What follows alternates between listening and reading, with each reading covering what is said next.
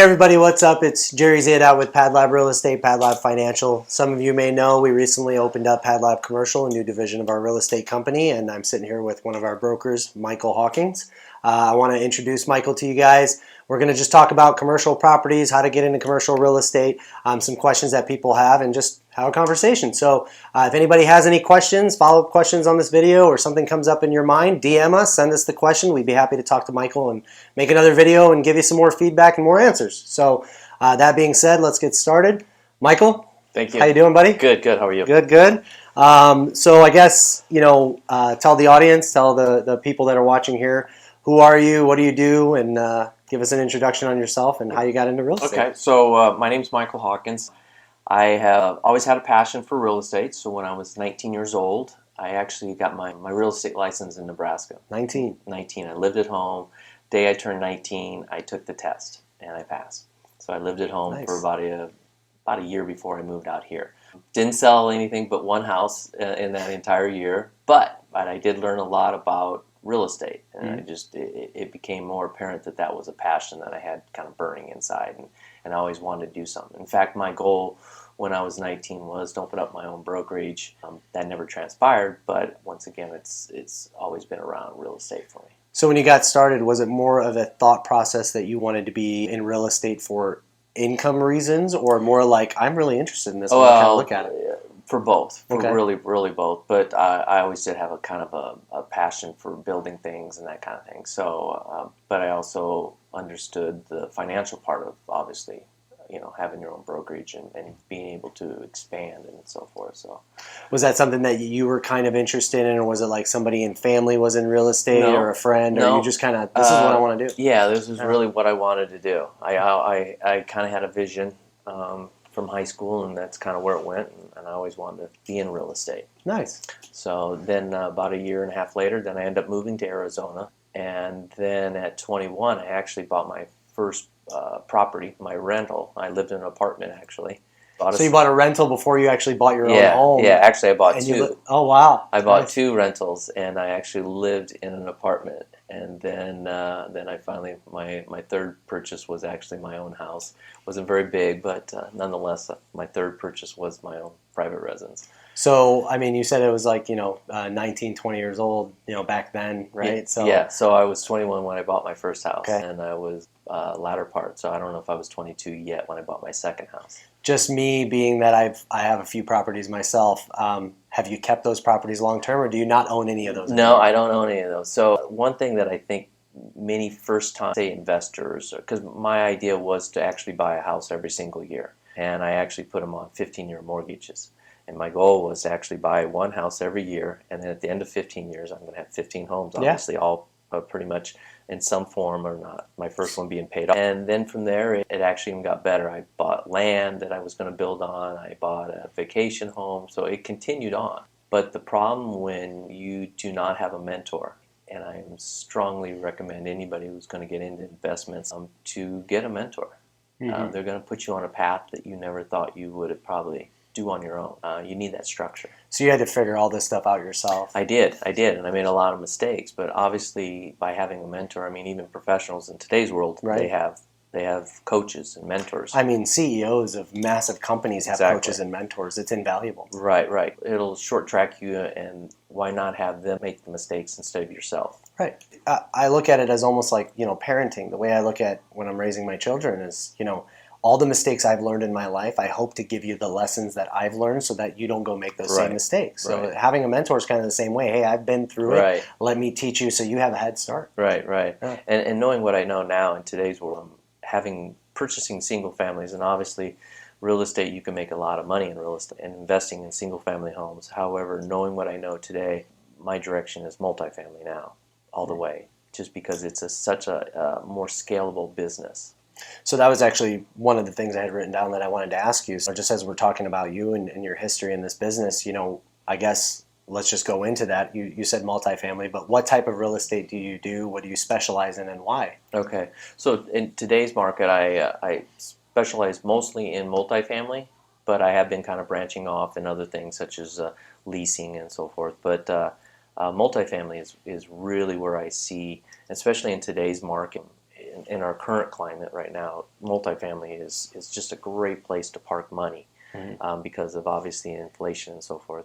In this market, rents going up, we're actually still undervalued. That's why you see so many people coming and purchasing In Arizona. Yeah, exactly. Yeah, that's great. So you said market. It's funny. It's like you're leading me down my list already. So I don't. Well, we don't need me. I'm leading. But anyway, what's your opinion of the current market? At least in the, more of the multifamily commercial space where you're at. Where do you see it going in the future, and what's your opinion on what's happening right now? So Arizona or Phoenix market itself, we're one of the fifth largest cities in the United States. However, our rent hasn't kept up with that. So I don't even think right now we're in the top 10 as far as average rental price. Right. So that just means that there's still value there. A lot of room to grow. Yep. There's companies coming here galore. Everyone I talk to that's in maybe other states that might cost them more money, they're like, I want to move somewhere that's more affordable, like Arizona. A lot of people look at just the price of a place, or they look at the rent, but I think the cost of living is pretty good here too. One of the things that I noticed big time is coming from Illinois. Illinois's got high income taxes. Taxes on everything really is high there. But when I came here and I started looking for my first home, I was like, wait, what? Like my first home I bought for like $130,000. But my taxes on the house were like $300 a year. That was a lot more than mine. My first one was $49,000. Oh my gosh! Don't age yourself, man. Right? And to put it into perspective, I bought in Santan Valley. So it's like from here like an hour and a half. It's the same thing. 49,000 and 130 were the same from where I bought. And you bought, yeah. Yeah. So that when I bought, I was like $300 a year for taxes. I'm like, what's the catch? Like what? So that kind of blew my mind because my dad's house at the time, he was living in a small town in Illinois, and his house is probably valued. Even now, maybe $100,000. Right. Back then, 60. Right. And even that, a $60,000 home, his taxes were like $2,500. Yeah. And it's like, holy moly! Like I came here at $300. Holy crap! Yeah, my grandmother's house is valued at $200,000, and I think hers is like $3,700 a year. Where's that? In Omaha. In Omaha, yeah.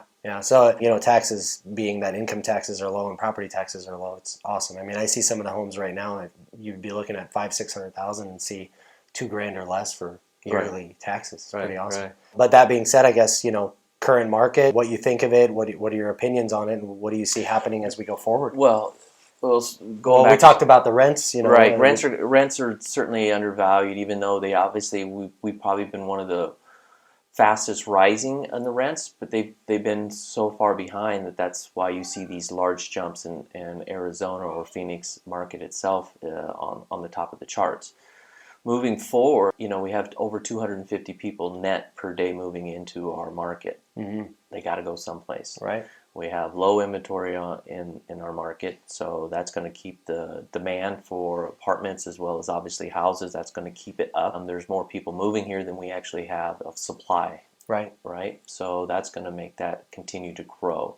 Well, the other thing too is with inflation and building materials costing more money and things like that, and the uncertainty of some of the market, because people are worried about interest rates. So a lot of people are sitting on the sidelines. Sure. But what we're seeing is that builders have kind of halted building new properties, when the statistics even last year were 4 million homes shortage in the U.S. Right. It'll take us 10 years to catch up. Exactly. And that's if we don't stop building. Right. Right. And my generation, millennials are the biggest group of people ever in our country. First it was the baby boomers prior, now it's the millennials. Well, they're all turning homebuyer age. The average first-time homebuyer age is 33 years old. I was going to say 31. Yeah, 31, 33. In that early 30s, right? Being that that's the first-time homebuyer age, and you've got the biggest group of people ever becoming that age or being around that age now, it's like there is a giant shortage of properties. And that's really what's driving rents to be higher, because people can't find a home or they can't qualify, and then they go rent. So for people who've owned multifamily, I think they've been able to benefit greatly from the increase, but there's still a lot of room to go. Oh, there's just an absolute ton, even though we've had such a high appreciation over the last couple of years, there's still a lot of room. Now, what's slowing down? Maybe some of that is obviously interest rates, but there's other ways to get into these things. Right. So. Well, and again, rates are going to determine how much a payment's going to be if somebody's buying a house, but the rates if acquiring a home as an investor, if your interest rate is higher and your payment's higher, then your rent is going to go up for what you're charging. So it's going to not, renting right now doesn't really make a big difference compared to buying, because if the cost for the monthly payment goes up because of interest, well, if you go to rent a home, it's the same thing. That's going to go up because the cost for the homeowner is going up. Right. You know, I think that's a misunderstood part of this, right? I had a question that came up that somebody was asking, you know, because a lot of people are, you know, they wonder about commercial real estate. They might not know a lot of information on that. So one of the questions a lot of people ask is like, what do I need money-wise to get into commercial real estate? So I guess you being so involved in the industry, what kind of down payment do you typically see that somebody needs for buying a commercial property or a multifamily home more than 4 units? That, and what kind of qualifications are there on top of just cash? Right. So what most people don't understand is if an apartment complex or a fourplex, if it's 1 to 4 units, that can qualify for a single family. Residential. Yep, Yeah. Residential. So that's great. So you can get into that 3 to 5% basically.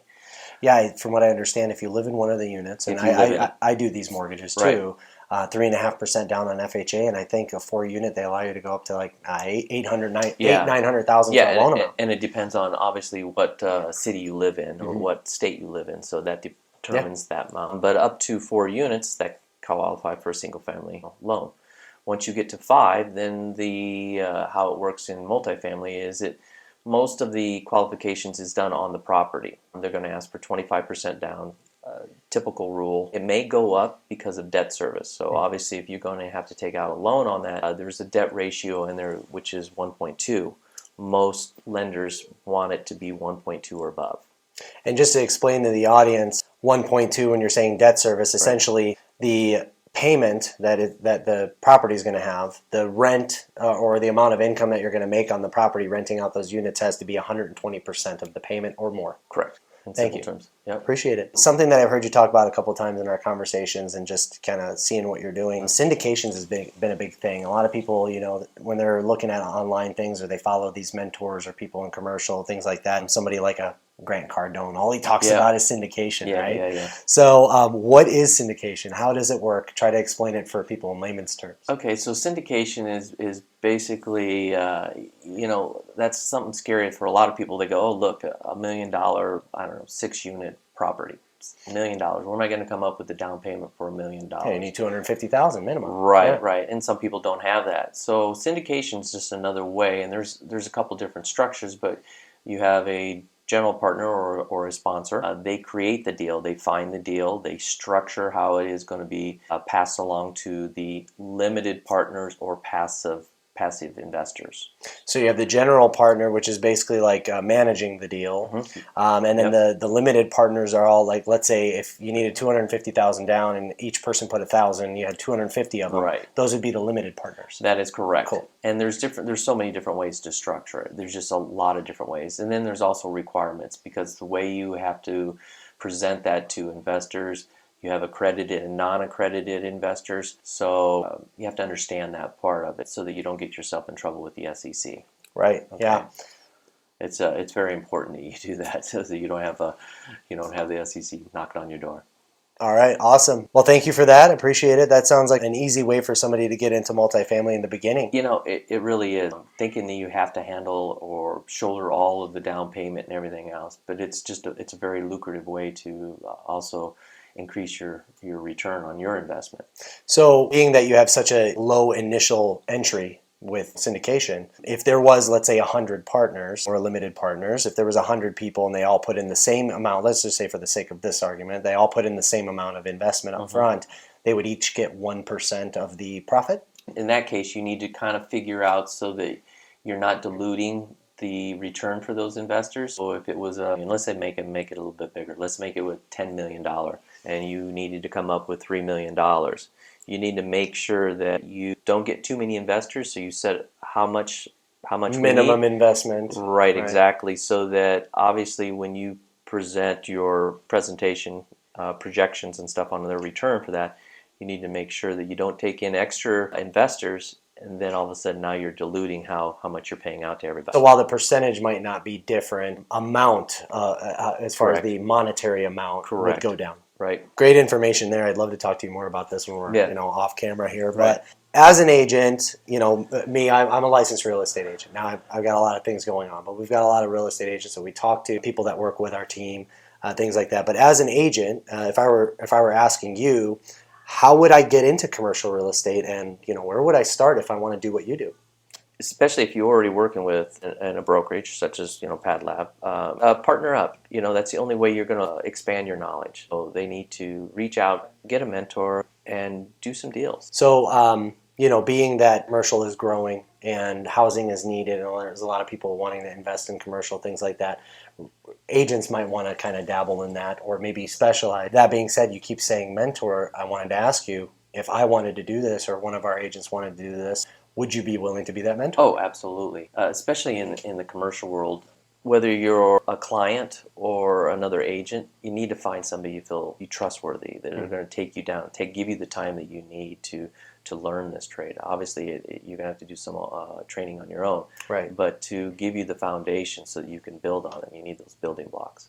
Absolutely. I think a lot of people don't really understand the meaning of a mentor. There's a big difference between manager and mentor. Just because you have a manager who's experienced or might be good at what they do, it doesn't mean they're a good mentor. Right. I think, a lot of people can manage and, kind of pressure their people, do this, do that, micromanage, that kind of stuff. But a mentor is really going to show you the ropes and kind of carry you into that. Yeah. So that's kind of the way you got to look at it when you're looking at mentors. I've had some clients that are just starting out, and I help them through the process. They're going to have to do some work on their own, but at the same time, I give them the blocks that they need to start building on their knowledge, and then I can usually tell if they're motivated or not. And if they're not motivated and they're willing to learn on their own, as opposed to me just giving them all the answers and providing all my referrals and everything else that I can give them, then we cut. So that being said, with somebody starting in this business, you're going to show them how to generate business. You're going to show them how to get interest into commercial, how to find the investors, that kind of thing. But also, I would imagine over the years and so much that you've done, you've probably got a big book of business. Yeah. And having somebody that you're mentoring will also be beneficial for them to learn how to talk to clients. And then also you could probably use the help, right? Mm-hmm. So you're actively looking for people to mentor. Oh, absolutely. I'm always looking at, whether it's a client or whether it's, another agent. Mm-hmm. It's just good for all of us to share our knowledge. Absolutely. It makes everything greater because, education, I think, is power. So, and if you have somebody who's got the education already that can share it with you and doesn't really expect much in return, that's the best of both worlds. Can't beat it. Awesome. That being said, who knows, we might get 100 people message us on this and be like, I want to do it. But give me a call. What's your capacity here? How many people would you say you're looking for right now so that we can maybe put out a post for you to try to get you the right people? As far as clients, I could probably handle 5 because they're all going to be at different stages of probably their knowledge. So 5 would probably be a good number. And what about agents that want you to be their mentor? How many would you say you'd like to take on? I could take on a couple for sure, because they're also going to assist me in the deal, all the way through. So obviously Steve and I wouldn't be hiring someone and being like, oh, Michael's going to be your mentor. Right. I guess let me ask you, what type of qualities and what type of mindset and experience would you be looking for on people you want in your mentorship? From another agent, obviously they're going to need to be a little bit driven. They're going to need to be self-starter. They're going to need to be able to take direction and coachable. They're going to want to learn, and they're going to need to want to do this on their own without me being around. Right. So there's some things that you need to learn from just basic glossary terms to going on ride-alongs to being able to look at properties and evaluate properties. Right, it's the whole process. It's just like anything else. Yeah. Would you say that somebody who's already in residential real estate will have an easy transition to commercial, or do you think it's a completely different animal? It's a different animal. And that's why you don't see too many people try to do both unless they really want to take an active in it. It's just they're two different clients. Also. You got to have a focus on the one, and that's got to be your forte. Right. Well, because on the commercial side, that is a financially driven decision. Mm-hmm. from if you have a client, they're making it on financial. In other words, I always say, fall in love with the numbers, don't fall in love with the property. And that's what that type of person is. And on a residential real estate side, it's kind of the opposite. It's emotional. I love this house. I want to live here. I like this neighborhood. And investors looking at buying a commercial multifamily, they're just, what's the numbers? How much will I make? What's the numbers? What's the current condition? How much capital am I going to need to put into this to get it up to par? Right. On a day-to-day, Just kind of take me through what your day-to-day looks like. What do you do on a day-to-day basis? Well, usually the first thing is get up, obviously answer emails. Second thing is I usually hop online and I want to find out what's on the market, what just came on the market, what's sitting on the market, and then I'll make my phone calls from there. And then usually by afternoon I'll go out and look at properties, because you need to really drive the properties to really see what they look like, just like a residential. Right. So essentially what you're doing is just kind of scouring and analyzing what's new on the market, what's out there, what's had a price reduction, what might be good for the people that you have. I would imagine you have a list of people sitting and waiting for you to present them with an opportunity. Right. So those are your calls. You're calling people, hey, I found a property. I think it might be a good fit for you. I'm going to go look at it. Let's see if this is something that would work. Yeah, and when I do look at properties, usually in the morning, let's say something does come on, before I'll drive it, I will kind of play with some numbers just to see where it falls, and then I'll go out and drive it, because there's no substitution for actually looking at the property. You can look at pictures all day long, but there's no substitution for actually driving the neighborhood. Yeah. And on the investment side, it's really important to drive it, because you're not only buying that property, but you're buying the neighborhood, and that's going to have a big impact on your rent rate in that particular complex. You said buying the neighborhood. I totally agree. It doesn't matter whether you're looking at residential or commercial or anything, opening a business, location, location, location. Everyone knows that phrase. What would you say, I guess, in our market here, Maricopa County is where we're kind of focused and specialized. What are the neighborhoods that you're seeing that are up and coming? From a multifamily, I really like downtown. The Roosevelt, which was all the street sides, that was really, really hot. It still is. But I'm really bullish on the Avenue side, and I'm bullish on that because it's just as far away from Central and downtown as the street side, so it hasn't been built up as much. So I think that's probably a great play. Yeah, a lot of people don't realize the way that Phoenix is set up. Anywhere else in the city is 8 blocks is a mile. Right, so if you go from 7th Ave to 15th Ave, that's a mile. Right. But a lot of people don't realize 7th Street to 7th Ave is actually a mile. So a lot of people, Central's the middle of that. Right. But they're like half blocks. So people will be like, oh, I want to be on the street side. I don't want to be a whole mile over on 7th Ave. It's actually not. Yeah. So you've got 14 blocks that are 1 mile. Certainly an up and coming down there, but because downtown is just on fire. So if somebody couldn't get into downtown, maybe they can't afford that area or something. What's another one that Sunny Slope area? Sunny Slope. Yeah. Okay. So up north. North Phoenix. Yeah. Yeah, that's a good area. One of our really good friends, Steve and I, he grew up there, so he's been talking about that neighborhood for years. Yeah, Sunny Slope area is one of my other areas I like. Well, Michael, I appreciate your time. This has been awesome, very informative. I think people are going to get a lot of value from this. Is there anything that you would like to kind of close up with and say to the audience, or anything you want to leave us with? A couple things. I guess one, if you're new into investing, or even if you're looking for a house, find somebody that you really, really feel comfortable with, that really understands the market. It's very, very important. So it's your largest purchase you're probably going to make. So find somebody you're comfortable with. If you're an investor, first thing, obviously, get a mentor, depending on whatever you're looking for. Find somebody who's going to help you through the process and go that route, without a doubt. And then third, don't listen to all the white noise about, the sky's falling and because the interest rates is up. There's a good deal in every single property. You just have to find the right price. So don't listen to all the noise. Don't listen to all your friends. Go find somebody that knows the market. Talk to them. Right, talk to a professional. Exactly. Right. Awesome. Michael, thank you so much. This has been great. If you would, tell the people out there how they can reach you. Michael Hawkins. You can call me 602-430-7512, or you can email me at SearchingArizonaProperties at gmail.com.